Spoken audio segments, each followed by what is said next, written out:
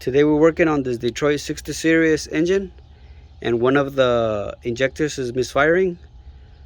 And in this case, this truck doesn't show us in the dash or even on the scanner. For some reason, they disconnected the harness for the 9-pin data. So the way we were checking to see which injector is the bad one, we were disconnecting an injector at a time. So these are the injector connector right here, the white cables. So you're gonna have 6 of them all the way back, and this is the way they look on the injector. You can see the 2 plugs right here. The two white cables go in there. So we disconnected the first injector, and the misfiring or the idle, it got worse. So that's how we knew that this injector was in good conditions.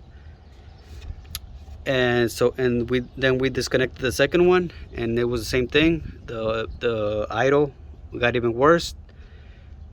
And once we disconnected the third injector, the idle, it didn't make a difference. The sound of the engine, it will stay the same. So that's what you're looking for difference. Once you disconnect the injectors, you gotta be able to tell the difference on the idle, and that's how you know that that's the bad injector. So we're using this 316 socket to remove the wires on the injectors, and you don't gotta remove the bolt all the way out. You can just leave it like that, and you gotta slide it to the bigger, the connector has a bigger hole, and then you just pull out the cable. And all you gotta do is disconnect one cable from the injector. Even though it has 2, as long as you remove one, then that's good enough. So we kept on checking each injector from the 4 to the 6 injector, and they're all working fine.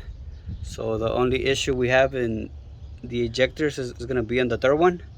We're gonna replace this injector. We're gonna remove the Jake brake housing and just get it replaced. So this video is only to show you guys how to diagnose which injector is the bad one. So we finished replacing the third injector, and everything seems to be working fine now. We're gonna turn it on so you can see.